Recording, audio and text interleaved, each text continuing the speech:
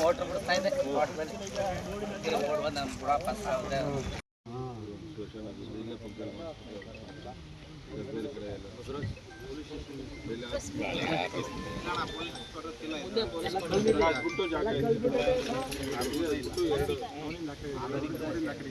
ಗೊತ್ತೀಯಾ? ಹಾಂ ಹಂಗೆ ಹಂಗೆ. ಹ್ಞೂ ಸರಿ ಅಣ್ಣ ಈ ಕಡೆ ನೋಡಿ.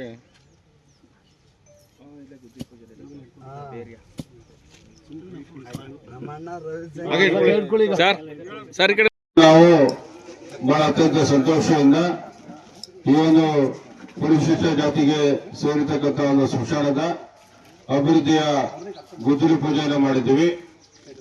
ಇವತ್ತು ನಮಗೆ ಸ್ಮಶಾನ ಬಹಳ ಅತ್ಯವಶ್ಯಕವಾಗಿರ್ತಕ್ಕಂಥದ್ದು. ಯಾಕಂತ ಹೇಳಿದ್ರೆ ಒಬ್ಬ ವ್ಯಕ್ತಿ ತಾನು ಬದುಕಿದಂತ ನಿಟ್ಟಿನಲ್ಲಿ ಯಾವ ರೀತಿಯಾಗಿ ಬದುಕಿರ್ತಾರೆ, ಸತ್ತಾಗ ಕೂಡ ಅವರ ಅಂತ್ಯ ಸಂಸ್ಕಾರವನ್ನ ಮಾಡುವಂತ ಸಂದರ್ಭದಲ್ಲಿ ಅವರನ್ನ ಗೌರವಪೂರ್ವಕವಾಗಿ ನೆಮ್ಮದಿಯಾದಂಥ ವಾತಾವರಣದಲ್ಲಿ ನಾವು ಆ ಒಂದು ಶವ ಸಂಸ್ಕಾರವನ್ನ ಮಾಡುವಂತದ್ದು ಇದೆಯಲ್ಲ, ಅದು ನಾವು ನಿಜವಾಗ್ಲೂ ಕೂಡ ಒಬ್ಬ ವ್ಯಕ್ತಿಗೆ ಕೊಡುವಂತ ಗೌರವ. ಆ ನಿಟ್ಟಿನಲ್ಲಿ ಇವತ್ತು ಬೇರೆ ಗ್ರಾಮದಲ್ಲಿ ಇರ್ತಕ್ಕಂಥ ನಮ್ಮ ಪರಿಶಿಷ್ಟ ಜಾತಿಗೆ ಸೇರಿರ್ತಕ್ಕಂಥ ಈ ಒಂದು ಜಾಗದಲ್ಲಿ ಸ್ಮಶಾನದ ಗುರುತನ್ನ ಮಾಡಿರ್ತಕ್ಕಂಥ ಸಂದರ್ಭದಲ್ಲಿ ಅದನ್ನ ಅಭಿವೃದ್ಧಿಪಡಿಸಬೇಕಂತೇಳಿ ನಮ್ಮ ಎಲ್ಲ ಯುವ ಮುಖಂಡಗಳು ಕೂಡ ಕೇಳಿ, ಜೊತೆಗೆ ನಿಮ್ಮೆಲ್ಲರ ಅಚ್ಚುಮೆಚ್ಚಿನ ನಾಯಕರಾಗಿರ್ತಕ್ಕಂಥ ಸಿ.ಪಿ. ರಮೇಶ್ ಕುಮಾರ್ ಅವರು ಇಲ್ಲ ಈ ಭಾಗದಲ್ಲಿ ಇದು ಬಹಳ ಅವಶ್ಯಕತೆ ಇದೆ, ಮಾಡಿಕೊಳ್ಳಲೇಬೇಕು ಅಂತಕ್ಕಂಥ ನಿಟ್ಟಿನಲ್ಲಿ ಹೇಳಿದಂತ ಸಂದರ್ಭದಲ್ಲಿ ಸ್ಮಶಾನದ ಅಭಿವೃದ್ಧಿಗೆ 20 ಲಕ್ಷ ಅನುದಾನದ ಅಡಿಯಲ್ಲಿ ಇವತ್ತು ಗುದ್ದಲಿ ಪೂಜೆಯನ್ನ ಮಾಡಿದ್ದೀವಿ. ಇದನ್ನ ಸರಿಯಾದ ರೀತಿಯಲ್ಲಿ ನಮ್ಮ ಕಾಂಟ್ರಾಕ್ಟರ್ಗೆ ಸೂಚನೆ ಕೊಡೋದು, ನಮ್ಮ ಈ ಒಂದು ಜಾಗಕ್ಕೆ ಏನೆಲ್ಲ ಅವಶ್ಯಕತೆ ಇದೆ, ಒಂದು ಕುಡಿಯುವ ನೀರಿನ ಒಂದು ವ್ಯವಸ್ಥೆಯನ್ನ ಮಾಡುವಂಥದ್ದು, ಬಂದಂತವ್ರಿಗೆ ಕೈಕಾಲೆಲ್ಲ ತೊಳ್ಕೊಳ್ಳೋದಕ್ಕೆ ಇರ್ಬೋದು, ಮತ್ತೊಂದಕ್ಕೆ ಇರ್ಬೋದು ವ್ಯವಸ್ಥೆಯನ್ನ ಮಾಡಬೇಕು. ಜೊತೆಗೆ ಅಲ್ಲಿಂದ ಏನು ಶವಗಳನ್ನ ತಗೊಂಡ ಸಂದರ್ಭದಲ್ಲಿ ಅದನ್ನ ಇಲ್ಲಿ ಪೂಜೆ ಮಾಡುವಂತ ನಿಟ್ಟಿನಲ್ಲಿ ಒಂದು ಪ್ಲಾಟ್ಫಾರ್ಮ್ ಕೂಡ ಬಹಳ ಅವಶ್ಯಕತೆ ಇದೆ. ಜೊತೆಗೆ ಪ್ಲಾಟ್ಫಾರ್ಮ್ಗೆ ಶೀಟ್ ಅನ್ನು ಕೂಡ ಹಾಕ್ಸುವಂಥದ್ದು.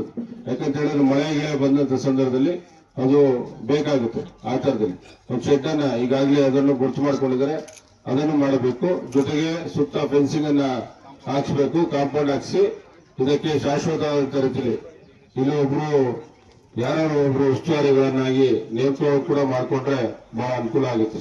ಯಾಕಂತ ಹೇಳಿದ್ರೆ ಅವರಿದ್ರೆ ಸರಿಯಾದ ರೀತಿಯಲ್ಲಿ ಇದನ್ನ ಕ್ರಮಬದ್ಧವಾಗಿ ನೋಡ್ಕೊಳ್ಳೋದಕ್ಕೆ ಅದು ಆ ನಿಟ್ಟಲ್ಲಿ ಆಗುತ್ತೆ. ಆ ತರದಲ್ಲಿ ತಾವೆಲ್ಲ ಯೋಚನೆ ಮಾಡಬೇಕು ಅಂತಕ್ಕಂಥ ನಿಟ್ಟಲ್ಲಿ ಹೇಳ್ತಾ, ಆ ನಿಟ್ಟಲ್ಲಿ ಇವತ್ತು ನಾವು ಗುದ್ದಲಿ ಪೂಜೆಯನ್ನ ಮಾಡಿದ್ವಿ.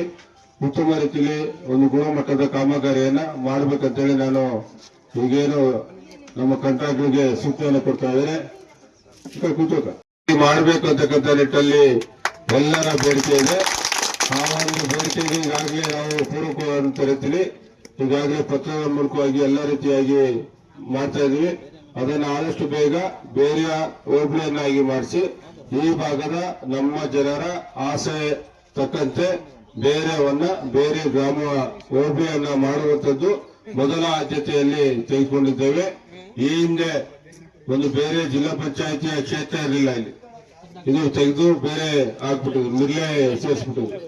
ಮಿರ್ಲೆಗೆ ಸೇರಿಸಿದ ಸಂದರ್ಭದಲ್ಲಿ ಇಲ್ಲಿ ಸಿ.ಪಿ. ರಮೇಶ್ ಕುಮಾರ್ ಅವರ ನೇತೃತ್ವದಲ್ಲೇ ಒಂದು ಸಭೆಗಳಾಯಿತು.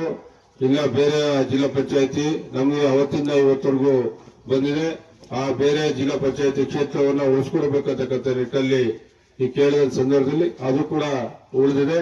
ಈಗ ಬೇರೆ ಜಿಲ್ಲಾ ಪಂಚಾಯಿತಿಯ ಕ್ಷೇತ್ರ ಅಂತ ಹೇಳಿ ಕರೀತಾ ಇರ್ತಕ್ಕಂಥ ನಿಟ್ಟಲ್ಲಿ ಆಗಿದೆ. ಇದರ ಜೊತೆಯಲ್ಲಿ ನಮ್ಮ ಬೇರೆ ಗ್ರಾಮದಲ್ಲಿ ಒಂದು ಆಸ್ಪತ್ರೆ ಬಹಳ ಮುಖ್ಯ. ಯಾಕಂತಂದ್ರೆ ಬೇರೆ ಗ್ರಾಮದವರು ಒಬ್ರಿಗೆ ಅಲ್ಲ, ಸುತ್ತಮುತ್ತ ಹಳ್ಳಿಯಲ್ಲಿ ಇರ್ತಕ್ಕಂಥವ್ರು ಈಗ ಬೇರೆ ಬೇರೆ ತಾಲೂಕಿನಿಂದನೂ ಕೂಡ ಬರುವಂತದ್ದು, ಬೇರೆ ಜಿಲ್ಲೆಯ ಕಡೆಯಿಂದನೂ ಕೂಡ ಬರುವಂತದ್ದು. ಯಾಕಂದ್ರೆ ಕೇವರ್ಪೇಟೆ ಇದೆ, ಈ ಕಡೆ ಒಳಾರಸೀಪುರ ತಾಲೂಕಿದೆ. ಎರಡು ತಾಲೂಕಿನಿಂದ ಕೂಡ ಅಲ್ಲಿ ಬಾರ್ಡರ್ ಹಳ್ಳಿಗಳಲ್ಲಿ ಏನೇನು ಹಳ್ಳಿಗಳಿದೆ ಈ ಭಾಗಕ್ಕೆ ಹೆಚ್ಚಿನ ರೀತಿಯಲ್ಲಿ ಒಂದು ಚಿಕಿತ್ಸೆಗಾಗಿ ಬರುವಂತ ನಿಟ್ಟಲ್ಲಿ ಬರ್ತಾ ಇದ್ದಾರೆ. ಅದಕ್ಕೆ ಬೇಕಾದಂತ ರೀತಿಯಲ್ಲಿ ಈಗಾಗಲೇ ಕ್ರಮಗಳನ್ನು ತೆಗೆದುಕೊಂಡಿದ್ದೇವೆ. 30 ಹಾಸಿಗೆ 30 ಬೆಡ್ಡಿನ ಆಸ್ಪತ್ರೆಯನ್ನ ಮಾಡುವಂತ ನಿಟ್ಟಲ್ಲಿ ಈಗಾಗಲೇ ಕ್ರಮಗಳನ್ನ ತೆಗೆದುಕೊಂಡಿದ್ದೇವೆ. ಅದನ್ನು ಆದಷ್ಟು ಬೇಗ ಒಂದು ಅನುದಾನವನ್ನ ಹಾಕಿಸಿ ಅದನ್ನು ಗುದ್ದಲಿ ಪೂಜೆಯನ್ನು ಕೂಡ ಮಾಡ್ತೇವೆ ಅಂತಕ್ಕಂಥ ಮಾತನ್ನ ನಾನು ಈ ಸಂದರ್ಭದಲ್ಲಿ ಹೇಳೋದಕ್ಕೆ ಇಷ್ಟಪಡ್ತೇನೆ. ಅದೇ ರೀತಿಯಲ್ಲಿ ಇವತ್ತು ಯಾರು ಎಷ್ಟೇ ಟೀಕೆ ಟಿಪ್ಪಣಿಗಳು ಮಾಡಿದ್ರು ಕೂಡ ನಾನು ಅದ್ರ ಬಗ್ಗೆ ತಲೆ ಕೆಡಿಸ್ಕೊಳ್ಳೋದಿಲ್ಲ. ನನ್ನ ಉತ್ತರ ಏನಿದ್ರು ನನ್ನ ಕಾಮಗಾರಿಗಳ ಮೂಲಕವಾಗಿ, ನನ್ನ ಕೆಲಸ ಕಾರ್ಯಗಳ ಮೂಲಕವಾಗಿ ಜನರೇ ಮಾತಲ್ಲಿ ಅವರು ಉತ್ತರವನ್ನ ಅವ್ರಿಗೆ ಕೊಡಬೇಕು. ಆ ತರದಲ್ಲಿ ನಾನು ಮಾಡ್ತಾ ಇರ್ತಕ್ಕಂಥದ್ದು. ನಾನು ಯಾರೇ ಟೀಕೆ ಮಾಡಿದ್ರು, ನಾನು ಈಗಾಗಲೇ ಹೇಳಿದ್ದೇನೆ ಕೆಲವು ದಿನಗಳ ಹಿಂದೆ, ಅವ್ರು ಟೀಕೆ ಮಾಡಿದ್ರೆ ನಮ್ಗೆ ಅದು ಆಶೀರ್ವಾದ ಇದ್ದಾಗಿ ಇನ್ನಷ್ಟು ಹೆಚ್ಚಿನ ರೀತಿಯಲ್ಲಿ ಹುಮ್ಮಸ್ ಬರುತ್ತೆ, ಇನ್ನಷ್ಟು ಕೆಲಸ ಕಾರ್ಯಗಳು ಮಾಡ್ಬೇಕಂತ ಉತ್ತೇಜನ ಬರುತ್ತೆ ಅಂತಕ್ಕಂಥ ನಿಟ್ಟಲ್ಲಿ ನಾನು ಹೇಳಿದ್ದೇನೆ. ಅದೇ ರೀತಿಯಲ್ಲಿ ಇವತ್ತು ಏನು ಗ್ಯಾರಂಟಿಯ ಯೋಜನೆಯನ್ನ ಗ್ಯಾರಂಟಿಗಳನ್ನ ನಾವು ಚುನಾವಣಾ ಪೂರ್ವದಲ್ಲಿ ಘೋಷಣೆ ಮಾಡಿ ಅದರನ್ನ ಯಥಾವತ್ತಾಗಿ ಜಾರಿಗೆ ಮಾಡಿ ಇವತ್ತು ಪ್ರತಿ ವರ್ಷ ಇಡೀ ರಾಜ್ಯದಲ್ಲಿ 57,000 ಕೋಟಿ ಅನುದಾನ ಅಡಿಯಲ್ಲಿ ಪ್ರತಿಯೊಂದು ಮನೆಯೂ ಕೂಡ ನಮ್ಮ ಸರ್ಕಾರದಿಂದ ಏನು ಹಿಂದೆ ನಮ್ಮ ರಾಜ್ಯದ ಮುಖ್ಯಮಂತ್ರಿಗಳಾಗಿ ಸಿದ್ದರಾಮಯ್ಯ ಅವರು, ಉಪಮುಖ್ಯಮಂತ್ರಿಗಳಾಗಿ ಡಿ.ಕೆ. ಶಿವಕುಮಾರ್ ಅವರು ಇಬ್ಬರ ಸರ್ಕಾರದಲ್ಲಿ ಗ್ಯಾರಂಟಿಗಳನ್ನ ಅನುಷ್ಠಾನಕ್ಕೆ ತಂದ್ವಿ. ಪ್ರಸ್ತುತ ಇವತ್ತಿನ ಸರ್ಕಾರದ ಏನು ಮುಖ್ಯಮಂತ್ರಿಗಳಾಗಿರ್ತಕ್ಕಂಥ ಡಿ.ಕೆ. ಶಿವಕುಮಾರ್ ಅವರು ಮತ್ತು ಉಪಮುಖ್ಯಮಂತ್ರಿಗಳಾಗಿರ್ತಕ್ಕಂಥ ಪರಮೇಶ್ವರ್ ಸಾಹೇಬರು ಇವರ ಸಮ್ಮುಖದಲ್ಲಿ ನಡೀತಾ ಇರ್ತಕ್ಕಂಥ ಸರ್ಕಾರದಲ್ಲಿ ಈ ಗ್ಯಾರಂಟಿಗಳನ್ನು ಮುಂದುವರಿಸಿಕೊಂಡು ಇನ್ನಷ್ಟು ರೀತಿಯಲ್ಲಿ ಅಭಿವೃದ್ಧಿ ಕಾಮಗಾರಿಗಳನ್ನ ಮಾಡುವಂತ ನಿಟ್ಟಲ್ಲಿ ಅನುದಾನವನ್ನ ತಂದು ಮಾಡಿಸ್ತೇವೆ ಅಂತಕ್ಕಂಥ ನಿಟ್ಟಲ್ಲಿ ನಾನು ಈ ಸಂದರ್ಭದಲ್ಲಿ ಹೇಳೋದಕ್ಕೆ ಇಷ್ಟಪಡ್ತೇನೆ. ಈಗಾಗಲೇ ತಮಗೆ ತಿಳಿದಿರೋ ಹಾಗೆ ಈ ಕ್ಷೇತ್ರದಲ್ಲಿ ಸಾಕಷ್ಟು ರೀತಿಯಲ್ಲಿ ಅಭಿವೃದ್ಧಿ ಕೆಲಸ ಕಾರ್ಯಗಳು, ರಸ್ತೆ ಇರಬಹುದು. ಈ ಭಾಗದಲ್ಲಿ ಒಂದು ಬಹಳ ಪ್ರಮುಖವಾಗಿ ಬೇಡಿಕೆ ಇರ್ತಕ್ಕಂಥದ್ದು ಇತ್ತೀಚಿನ ದಿನಗಳೆಲ್ಲ ಬಹಳ ದಿನಗಳಿಂದ ಮುಂಜನಹಳ್ಳಿಯಿಂದ ಮುದುಗುಪ್ಪಿಗೆ ಹೋಗುವಂತ ರಸ್ತೆ ಇದೆ, ಅಲ್ಲಿಂದ ಕುಪ್ಪಳ್ಳಿಗೆ, ಅಲ್ಲಿಂದ ಸಂಜಾನಹಳ್ಳಿಗೆ ಹೋಗುವಂತ ರಸ್ತೆ ಏನಿದೆ ಅದು ಕೂಡ ಈ ಭಾಗದಲ್ಲಿ ಬೇಡಿಕೆ ಇರತಕ್ಕಂಥದ್ದು. ಅದನ್ನು ಕೂಡ ಮುಂದಿನ ದಿನಗಳಲ್ಲಿ ಈಗಾಗಲೇ ಹಾಕಿದ್ದೇವೆ. ಮುನ್ನಹಳ್ಳಿಯ ಬೇರೆ ಮುನ್ನಹಳ್ಳಿ ಮುಖ್ಯ ರಸ್ತೆಯಿಂದ ಹಿಡಿದು ನಮ್ಮ ಮುದುಗುಪ್ಪೆ ರಸ್ತೆ ತನಕ 5 ಕೋಟಿ ಅನುದಾನ ಈಗಾಗಲೇ ಹಾಕಿದ್ದೇವೆ. ಅದನ್ನು ಆದಷ್ಟು ಬೇಗ ಗುದ್ದಲಿ ಪೂಜೆನ ಮಾಡ್ತೇವೆ ಅಂತಕ್ಕಂಥ ನಿಟ್ಟಲ್ಲೂ ಕೂಡ ತಮಗೆ ತಿಳಿಸಲಿಕ್ಕೆ ಬಯಸ್ತೇವೆ. ಇದರ ಜೊತೆಯಲ್ಲಿ ಇನ್ನೂ ಸಾಕಷ್ಟು ರೀತಿಯಲ್ಲಿ ಅಭಿವೃದ್ಧಿ ಕೆಲಸ ಕಾರ್ಯಗಳಾಗಬೇಕು. ಈಗ ಹೊಸಗ್ರಹಾರ ಕೆರೆ ಕೂಡ ಅಭಿವೃದ್ಧಿ ಆಗ್ತಾ ಇದೆ, ನೀವೆಲ್ಲ ನೋಡಿರ್ಬೋದು. ಅದು ಕೂಡ ನಮ್ಮ ಸಣ್ಣ ನೀರಾವರಿ ಇಲಾಖೆ ಅಡಿಯಲ್ಲಿ ಕಾಮಗಾರಿಗಳನ್ನು ಹಚ್ಕೊಂಡಿದ್ದೇವೆ. ಇವತ್ತು ಏನು ನಮ್ಮ ಹೊಸಗ್ರಹಾರ ಸ್ಟೇಷನ್ ಇಂದ ಬಿರ್ಲೆಗೆ ಸಂಪರ್ಕ ಇರ್ತಕ್ಕಂಥ ರಸ್ತೆ ಇದೆ, ಆ ರಸ್ತೆ ಜಿಲ್ಲಾ ಪಂಚಾಯಿತಿ ಅಡಿಯಲ್ಲಿದೆ. ಅದನ್ನ ಮೇಲ್ದರ್ಜೆಗೇರಿಸುವಂತ ನಿಟ್ಟಲ್ಲಿ ಈಗಾಗಲೇ ಸೂಚನೆಯನ್ನು ಕೊಟ್ಟಿದ್ದೇನೆ. MDR ರಸ್ತೆಯನ್ನಾಗಿ ಮಾರ್ಪಾಡನ್ನ ಮಾಡಬೇಕು. ಅದಾದ್ಮೇಲೆ ಅದಕ್ಕೆ ಅನುದಾನವನ್ನು ಹಾಕಿಸಿ ಆ ಒಂದು ಕಾಮಗಾರಿಯನ್ನು ಕೂಡ ಮಾಡಿಸುವಂತ ನಿಟ್ಟಲ್ಲಿ ಮಾಡ್ತೇವೆ. ಜೊತೆಗೆ ನಮ್ಮ ಬೇರೆ ಗ್ರಾಮದಲ್ಲಿ ನಮ್ಮ ದೇವಸ್ಥಾನದ್ದು ಅಭಿವೃದ್ಧಿ ದೊಡ್ಡಮ್ಮ ಕರಿಯಮ್ಮ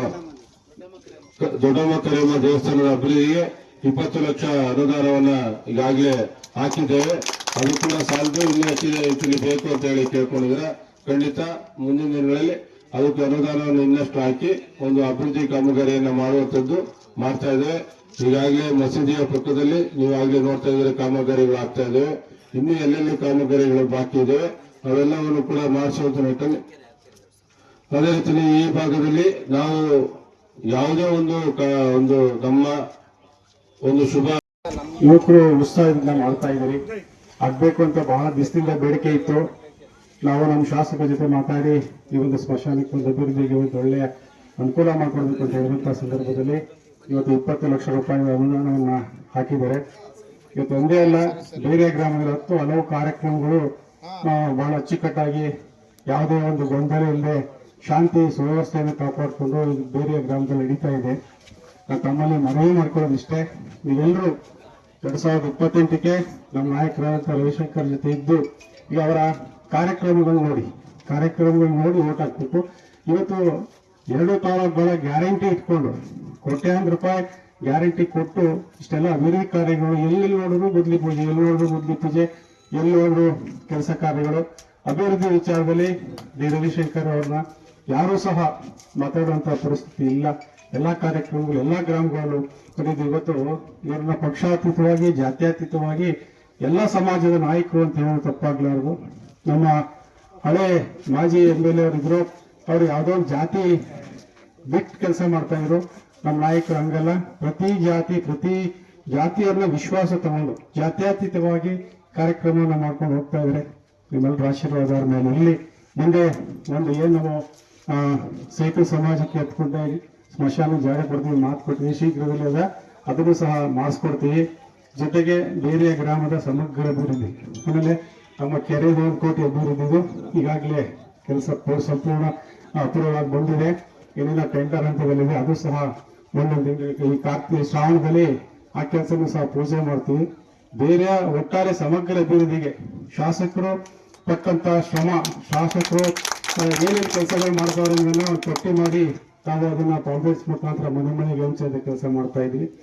ತಾಯಂದರಿಗೆ ಗ್ಯಾರಂಟಿ ಇರ್ಬೋದು, ಈ ಒಂದು ಕಾರ್ಯಕ್ರಮ ಅಭಿವೃದ್ಧಿ ವಿಚಾರದಲ್ಲಿ ಇರ್ಬೋದು, ಶಾಸಕರು ಎಲ್ಲಾ ಕೆಲಸ ಮಾಡ್ತಾರೆ. ಆಮೇಲೆ ಇಂಥ ಶಾಸಕರು ಸಿಕ್ಕಿರೋದು ನಮ್ಮ ಸೌಭಾಗ್ಯ. ಯಾಕಪ್ಪ ಅಂತ ಹೇಳಿದ್ರೆ ಯಾರು ಕರೆದ್ರು ಅವರು ಇವರು ಭೇದ ಭಾವ ಇಲ್ಲದೆ ಎಲ್ಲರೂ ಪ್ರೀತಿ ವಿಶ್ವಾಸ ಸ್ನೇಹದಲ್ಲಿ ಮಾತಾಡ್ಸ್ಕೊಂಡು ಹೋಗ್ತಕ್ಕಂಥ ಶಾಸಕರು. ಎಲ್ಲೇ ಕೂತರು ಫುಟ್ಪಾತ್ ಅಲ್ಲಿ ಇರ್ಲಿ ಅಲ್ಲಿ ಕೂತ್ಕೊಂಡು ಟೀ ಕೊಡತಕ್ಕಂಥ ಪ್ರವೃತ್ತಿಯನ್ನು ಬೆಳೆಸ್ಕೊಂಡಂತ ಶಾಸಕರು. ಈ ಶಾಸಕರ ಜೊತೆ ನಾವೆಲ್ಲ 25 ವರ್ಷ ಅವ್ರ ಜೊತೆ ಇದ್ದು ಅವ್ರಿಗೆ ಸಂಪೂರ್ಣವಾಗಿ ಸಹಕಾರವನ್ನು ಕೊಟ್ಟು ಹೋಗೋಣ. ನಿಮ್ಮೆಲ್ಲರ ಅಭಿವೃದ್ಧಿ ಏನಾಗಬೇಕು, ಗ್ರಾಮ ಅಭಿವೃದ್ಧಿ ಆಗಬೇಕಷ್ಟೇ. ಗ್ರಾಮದ ಅಭಿವೃದ್ಧಿಗೆ ಕಂಕಣಬದ್ಧವಾಗಿ ಎಲ್ಲಾ ಕೆಲಸ ಮಾಡ್ತಾ ಇದ್ದಾರೆ. ಈಗ ಆ ದೊಡ್ಡಮ್ಮ ಕರಿಮ ಟ್ರಸ್ಟ್ನವರು ಸಹ ಬಂದಿದ್ದಾರೆ, ಅವ್ರಿಗೂ ಸಹ ಅನುದಾನವನ್ನು ಕೊಡ್ತೀನಿ ಅಂತ ಹೇಳೋರೆ. ಎಲ್ಲಾ ರೀತಿ ಸಹಕಾರ. ಆಮೇಲೆ ನಮ್ಮ ಪತ್ರಕರ್ತರಲ್ಲಿ ನನ್ನ ಮನೆಗೆ ಇಷ್ಟೇ, ಸತ್ಯ ಹೇಳಿ, ಸುಳ್ಳು ಪಳ್ಳು ಬೇಡ. ನಾವೇನ್ ಮಾಡ್ತೀವಿ, ನಾವು ಮೋಸ ಮಾಡಿದ್ರು ಹೇಳಿ, ಒಳ್ಳೇದ್ ಮಾಡಿದ್ರು ಹೇಳಿ. ಬೇಕು ಅಂತ ಅವರು ಫೋಟೋ ಬುಕ್ ಹಾಕೋದಿಲ್ಲ. ನಾನು ಆಂದೋಲನ ಪತ್ರಿಕಾ ನಿಮ್ಮ ಕೋಟಿಯವರು ಮಾತಾಡಿದೀನಿ, ಹೋಗಿ ಒಂದು ಕರ್ಕೊಂಡು ಮಾಡಿದ್ದೀನಿ.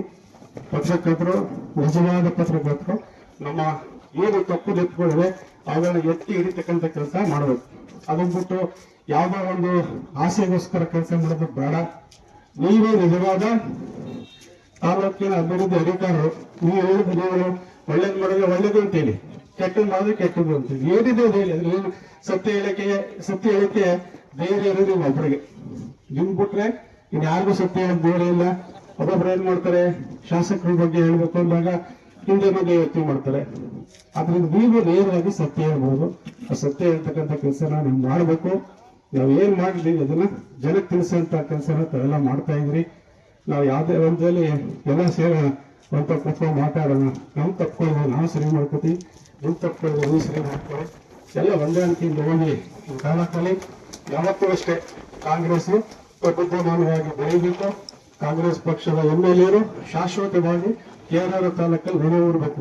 ಅದೇನು 15 ವರ್ಷ ಅಂದ್ರೆ ಅದೇ ರೀತಿ ನಾವು ಸಹ 15 ವರ್ಷದವರೆಗೆ ಶಾಶ್ವತವಾಗಿ ನೆಲೆಯೂರಬೇಕು. ಕೆಲಸ ಮಾಡಬೇಕಾದ್ರೆ ನಿಮ್ಮ ಪಾತ್ರ ಬಹಳ ಮುಖ್ಯವಾದ್ದು.